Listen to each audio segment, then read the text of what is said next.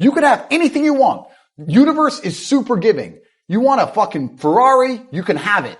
If you want it, you can have it. If you're sitting there saying, oh, but I tried my best and I still didn't get it, you're lying. You didn't try your best. That is a fucking lie. The universe gives it to everybody who genuinely tries.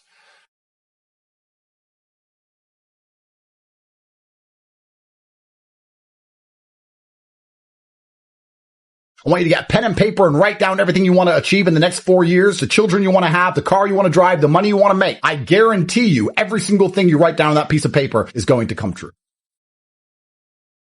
Because when you've come from the absolute bottom to the absolute top and you've done it all off of your own back and hard work and dedication and never missing a day, the only shortcut to life is to never miss a day. One, because of compounding interest, and two, because sometimes you get lucky. And you'll never miss a lucky day if you try every day. If you don't try every day, you might miss your lucky day. And that's what people don't understand. If you never miss a day and you never don't try and you're always on time, was I late today? No, on time. And you try and improve every aspect of your life and you're a professional and you try and make sure that you analyze your decisions. You give yourself feedback. You don't make mistakes. You're not lazy. If you try and you make it to the top, you end up elitist because you look at the people down below and you're like, well, why didn't you try? I did.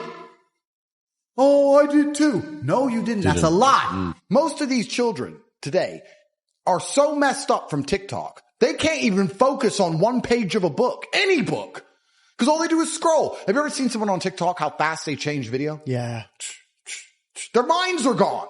You can't even sit them down and teach them anything. That's a mental trick. You have to rewire your brain. And the reason your brain needs to be rewired is because anyone who is watching this stream below the age of 30, your brain is already broken. Watch your friends when they're on TikTok. How long can they even focus on a video before they have to change? Half a second, a second, maybe.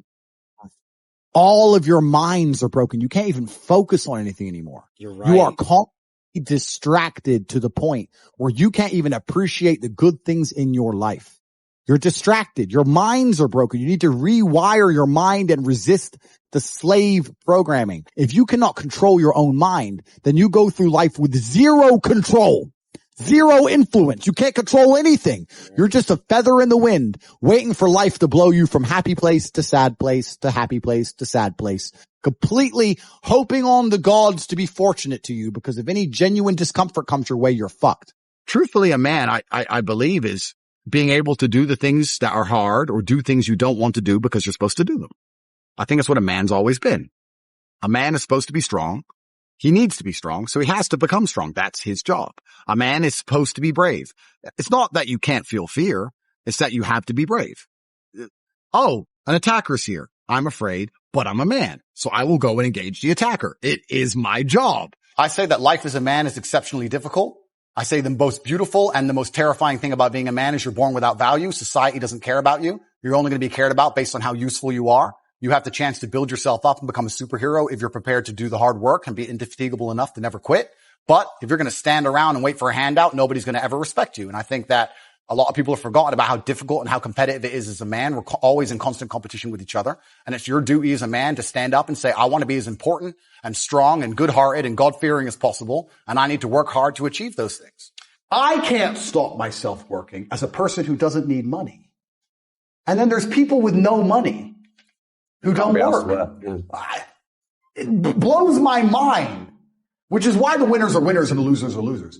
Losers do a little bit of work and rest. Winners work as hard as possible and worry they're not working hard enough. It's just a separation of personality types.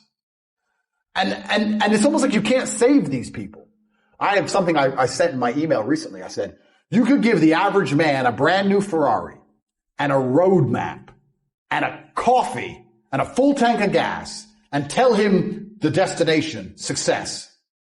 And halfway along the drive, he'll quit because it's too far. No matter how well you set it up for people, they'll quit. You may have accepted the matrix telling you that you now have an excuse to fail, as opposed to using it to grow. But every single man of value went through trauma and they went through pain. It's going to be painful to get strong, painful to get rich, painful to become important. It's going to be painful to become good with women. Your heart's going to get broken a bunch of times. You have to be prepared for the pain. If you're not ready for pain, You're never going to be anything that matters. So Justin just absolutely and utterly nailed it. My kickboxing coach used to say to me, I used to come in the gym, say, what do you hate the most? And I say, I hate running. He said, okay, you're going running.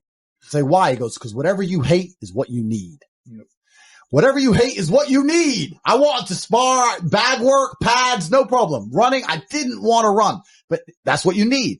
And that's what life's about. You're not going to be able to go through life avoiding pain and also becoming a man of quality. You're going to have to be that guy who's been through so much shit that he can wake up and go, this ain't nothing. This ain't nothing compared to back then. This ain't nothing compared to that time, you know? And if you're not going to be that guy, then you're going to always suffer the consequences of not being that guy. There's pain to become important and there's pain in not being important. So you have to make a choice. So I think Justin absolutely utterly nailed it. I think his answer is even better than mine could be. You need to find something you're afraid of, find something that could hurt you and go do it. And that's one of the great things about being young, right? You're basically superhuman. Yeah. All of us are our age. We're all in our 30s. I remember when I was 21, like I had Wolverine-like healing abilities. And this is actually one of the problems with the world today. I noticed the internet's fucked this up because we have all these youngsters who have a voice. They all think they know something on Twitter and on the internet, these kids, right? When I was 23, 22, I didn't know shit. I'm 35 now. I'm one of the smartest men on the planet. And when I was 23, I didn't know shit. When you're 35, you're definitely going to still be a dumbass. So when you're 23, like you are now, you don't know anything. Your only attribute is the fact you have Wolverine-like healing abilities and you're not using it. Stop talking. Start listening. Get out there. Get hurt. Get the fuck back up. You should have no interest in what people think about you.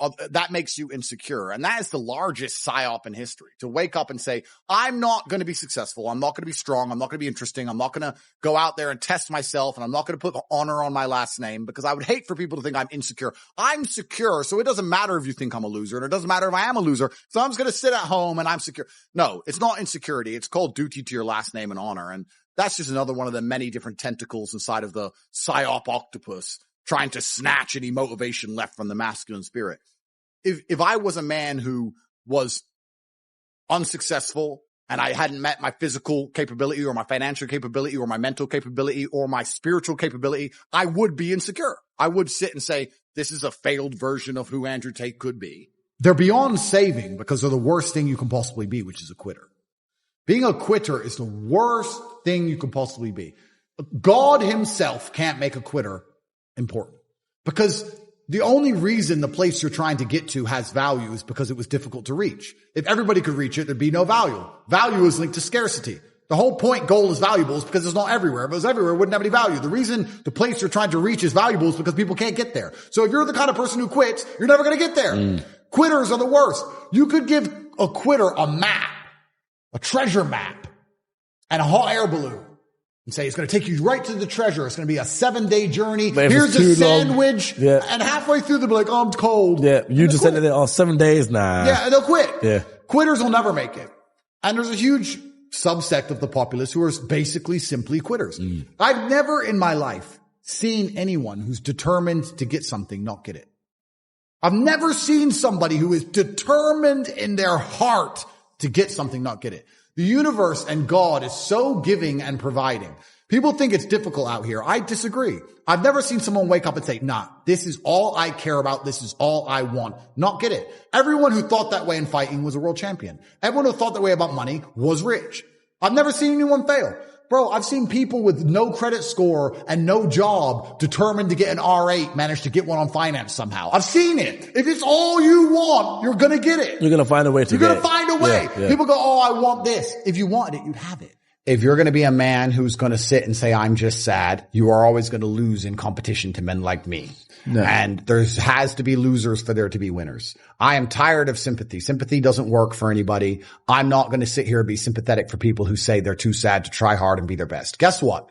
Perhaps I was sad every time I did exactly what I was supposed to do and trained anyway. Perhaps I was afraid when I fought anyway. Perhaps I was tired when I worked anyway. This is how you get ahead in life. I don't have a fucking ounce of sympathy for these people who sit here and say, well, I feel this way, so I can't. Then don't do it. Stay down there. The winners are at the top, and the winners at the top don't give a shit about how they feel. We wake up and we perform regardless of how we feel day after day. So if I'm going to ignore my own feelings, I'm certainly not going to take into consideration anybody else's. Yeah. Why am I going to ignore how I feel and make sure I'm constantly performing regardless, flawlessly, and then sit and go, oh, but he doesn't feel good, so he's allowed to fuck up. No, you are not. You're not allowed to fuck up to your ancestors or to God or to yourself. You have to perform.